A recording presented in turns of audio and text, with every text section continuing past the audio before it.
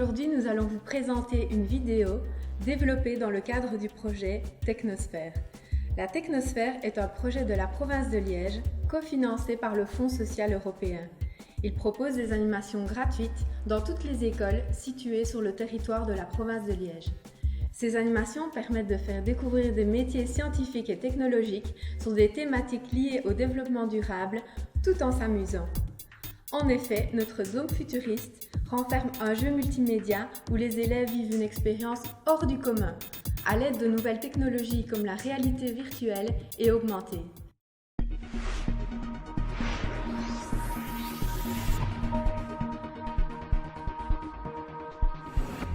Passons au sujet du jour.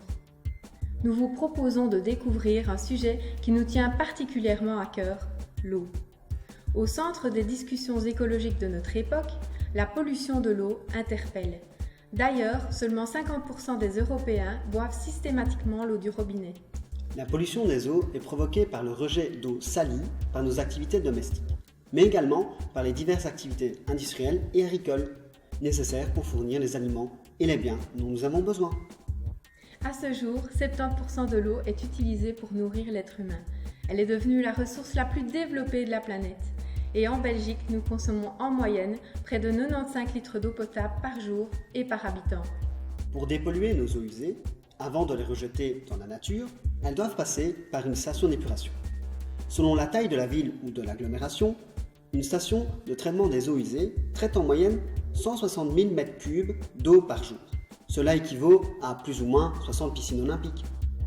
Les substances chimiques et nocives sont découvertes au fur et à mesure par les chercheurs, ce qui oblige les stations d'épuration à s'adapter sans arrêt à ces nouvelles découvertes.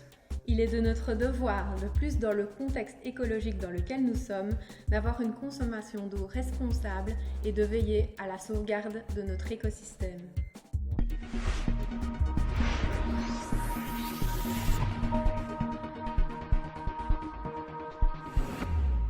Nous sommes les animateurs Technosphère et nous allons vous présenter notre maquette 3D interactive qui représente une station d'épuration. Nous allons vous montrer chaque bâtiment qui la compose un à un.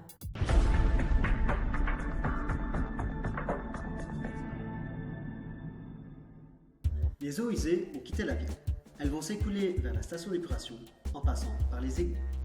L'eau arrive dans le bassin d'orage qui sert à réguler la quantité d'eau arrivant dans la station. En cas d'apport trop important, l'eau est rejetée dans la rivière. Cela arrive lors d'orages ou de fortes pluies. Vous pouvez facilement relire le nom de ce bâtiment car orage donne un indice sur sa fonction.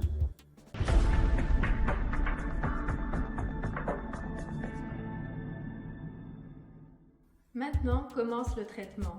L'eau passe dans le dégrillage. Elle s'écoule au travers d'une grille à barreaux, comme dans une passoire qui retient les plus gros déchets. Les techniciens y retrouvent toutes sortes d'objets. Des feuilles mortes à l'automne, des mégots de cigarettes, des coton-tiges, des morceaux de papier, de bois. Oh, on y retrouve beaucoup de choses, c'est étonnant. C'est pour cela qu'il faut faire attention à ce que l'on jette dans nos éviers et nos toilettes. Ces objets ne sont pas bons pour l'environnement et contrairement à ce qu'on pourrait croire, ils ne se décomposent pas toujours.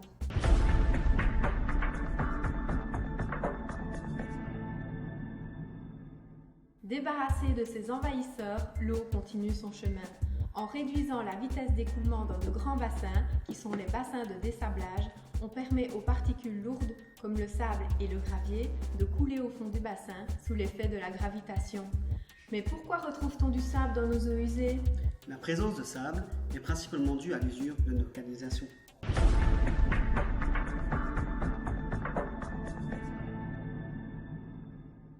Mais l'eau est propre maintenant ? Non, pas encore. On doit injecter de l'air dans les bassins pour faire remonter les graisses et les huiles qui sont plus légères à la surface. C'est le déshuilage. Un système de raclage permet de récupérer ces matières à présent restées à la surface de l'eau. Les graisses proviennent principalement du lave-vaisselle ou de nos mains.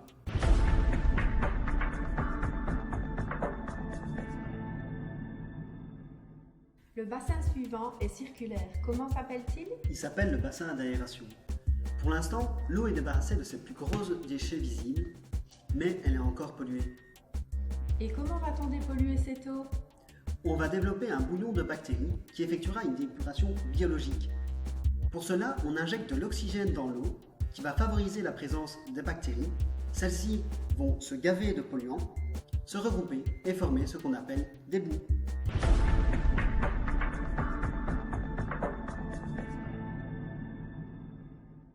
Le prochain bâtiment est le clarificateur. Ça veut dire qu'il clarifie l'eau. Mais comment? En fait, dans le clarificateur, l'eau se repose pour laisser les bactéries gavées de pollution et transformées en boue tomber au fond du bassin. L'eau est épurée et est prête à retourner dans la rivière.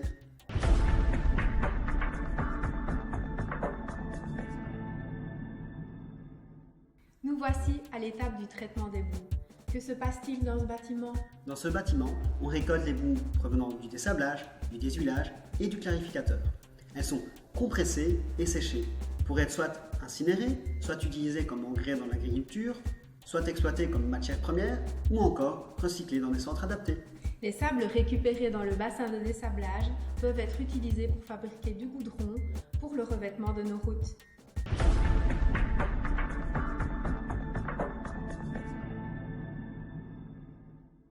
Il nous reste un bâtiment et il s'agit du plus important. Mais pourquoi? C'est le bâtiment administratif, où se trouve la salle de contrôle. Des ingénieurs et des techniciens supervisent le bon fonctionnement de la station d'épuration via ordinateur, ils analysent dans les laboratoires la bonne qualité des eaux rejetées et réagissent aux moindres dysfonctionnements. Leur travail est indispensable étant donné les nombreux imprévus qui surviennent chaque jour à la station. Vous pouvez donc maintenant observer toutes les étapes du fonctionnement de la station d'épuration sur notre maquette interactive.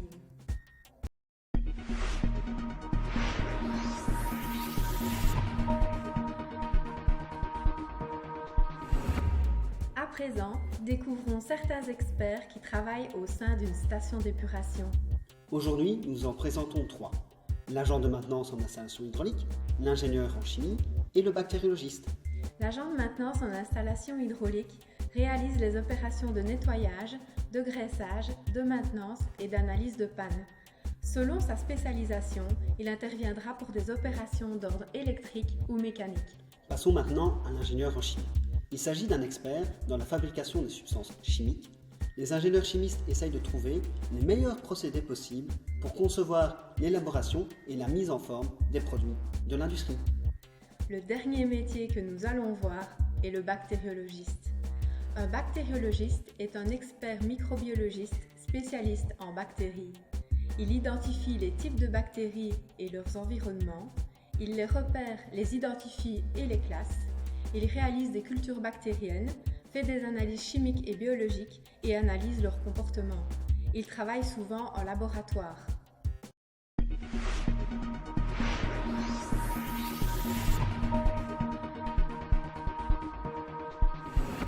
Pour découvrir encore plus d'experts, leur métier, leur parcours professionnel et de formation, on vous donne rendez-vous dans notre dôme Technosphère.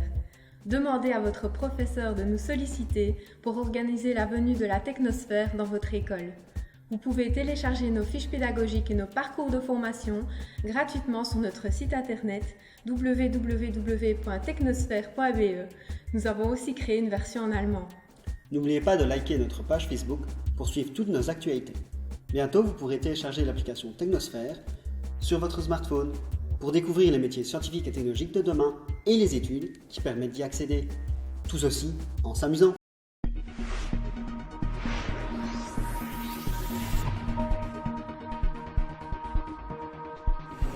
On espère que vous aurez appris de nombreuses choses et on vous dit à très vite dans l'aventure Technosphère. À très bientôt.